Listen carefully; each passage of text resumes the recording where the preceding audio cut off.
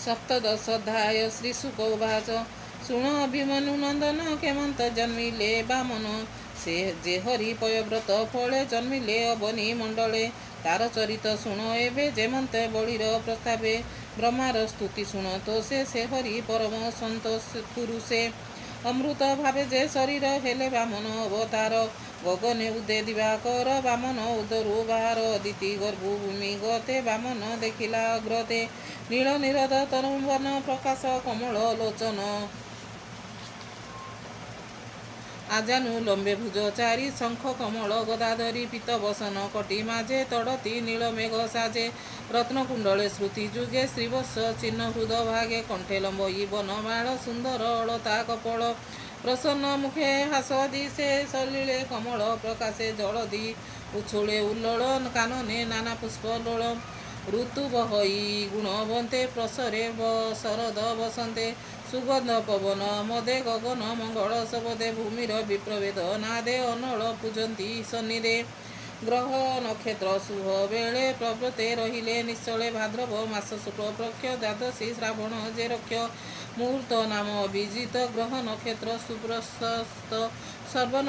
नक्षत्रे तारागण प्रशस्त मंगल दक्षिणे विजया नामे अध्यायने शंख दुंदुभि वाद्य सोने मृदुंग पटह कंसाल दुंदुभि भेरी वाद्य गोल बाजंती गोमुखा अनल प्रवण तुरीजे आनक प्रवण तुरीजे अनेक सुगीत वाद्य नृत्य गोले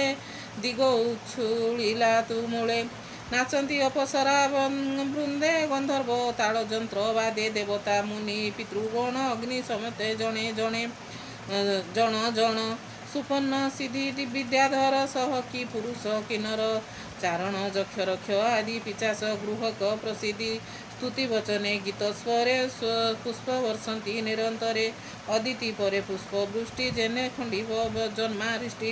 अदिति निज पुत्र देखी निर्मल कला बेनियाकी जे हरि निज जोग बेले जन्मिले काश्यपर वीर्ये कश्यप जय जय वाणी जय मंगल वेदनाद भणी तक्षणे प्रभु भगवान रूपे प्रकाशिले वामन देखती स्वर्गे दिग्गपाल देवी देवता अंतराल बट वामन रूप देखी मुनि आश्रम उपेकी परम हर से मिलिले जय मंगल स्तुति कले विधाता आदि मुनि तुले पुत्रर जात कर्म कले वामन उग्र कर्म देखी सविता गगने उपेकी सविता मंत्र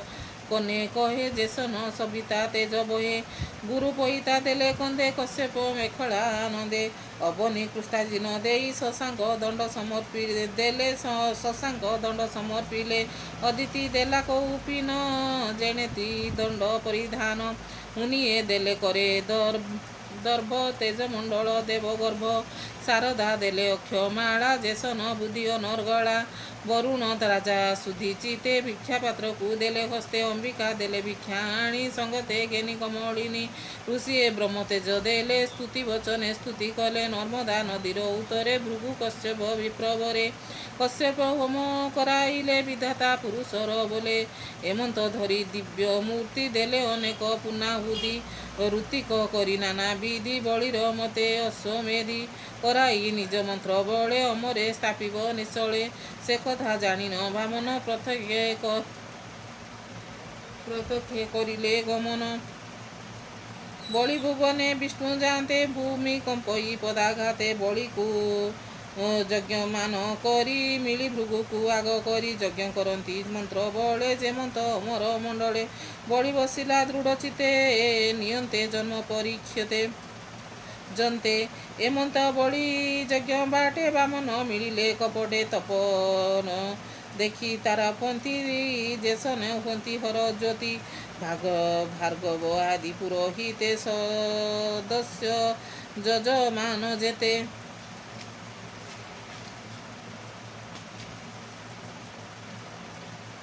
वामन तेजस्त गले तम जेसन प्रात काले न करी पारि अनुमान सर्वे होइले हत ज्ञान रवि शशांक कवा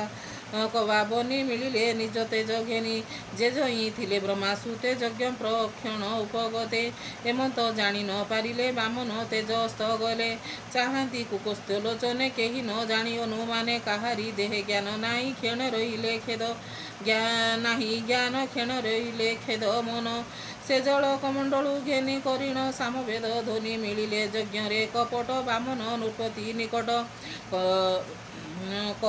କଟିରେ କୁଷ୍ଠାଞ୍ଜିନ ଶୋଏ ଖର୍ବ ଶରୀରେ ଜନ ମୋହେ ବେଷ୍ଟିତ କଟିରେ ମେଖଳା ଯଜ୍ଞ ପବତୀ ଅକ୍ଷମାଳା ଅଦ୍ଭୁତ ବାମନ ଶରୀର ଶିରେ ବିରାଜେ କଜଟା ଭାର ମାୟା ବାମନ ରୂପ ଦେଖି ତତ୍କ୍ଷଣେ ଆସନ ଉପେକ୍ଷୀ ଭୃଗୁ ସହିତେ ଶିଷ୍ୟ ଯେତେ ଆସନ ଉଠିଲେ ତୁରିତେ ଅଞ୍ଜଳି ହସ୍ତ করে ବେଗି ମିଳିଲେ ବାମନର ବେଗେ ମିଳିଲେ ବାମନର ଆଗେ ବଳି ବାମନ ମୁଖ ଚାହିଁ ଆସନ ଦେଲା ବେଗେ ନେଇ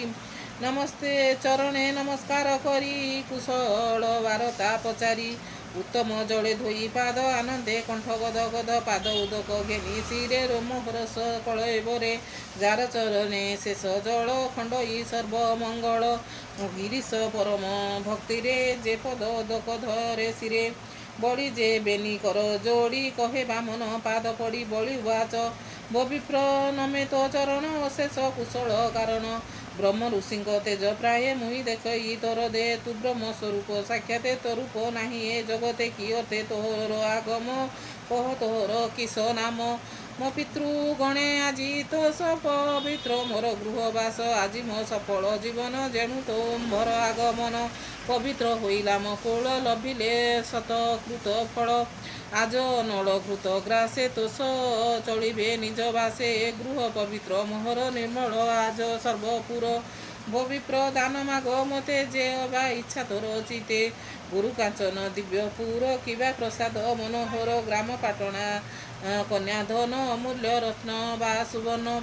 ଅନ୍ନ ବସନ ଆଦି ଯେତେ ବିପ୍ର ବର ମାଗ ମତେ ଗଜ ତୁରଙ୍ଗ ଅଶ୍ୱତରୀ ରଥ ପଲଙ୍କ ଆଦି କରି କିବା ତୋର ହିତେ ଯେତେ ବିପ୍ର ମାଗ ଅନୁମତେ ଦେବୀ ମୁଁ ଏ ସତ୍ୟ ବଚନ ଦ୍ୱାରା ତନୟ ବା ଜୀବନ ଏମନ୍ତ ବଳି ସୁଧ ଚିତେ କହିଲେ ବାମନ ଅଗ୍ରତେ ଏମନ୍ତ ବଳି ବାକ୍ୟ ଶୁଣି ବିଷ୍ଣୁ ସ୍ୱଭାବେ କୁଶ ପାଣି ମଙ୍ଗଳ ସ୍ୱରେ ଦେବେ ଧ୍ୱନି କରନ୍ତି ବଳି ମନ ଘେନି ତିନି ଭୁବନେ କମ୍ପେ ନାଦ ସୁଜନ ମନେ ବିଷ୍ଣୁ ପାଦ କହ ଇ ବିପ୍ର ଜଗନ୍ନାଥ ଭାଷା ପ୍ରାକୃତ ବନ୍ଧେ ଭାଗବତ ଇତି ଶ୍ରୀମଦ୍ ଭାଗବତେ ମହାପୁରାଣେ ପରମହଂସ ସଂହିତାଏ ବୈହାସିକା ଅଷ୍ଟମ ସ୍କନ୍ଧେ ବଳି ଭୁବନେ ବେଦ ଧ୍ୱନି କରଣେ ନାମ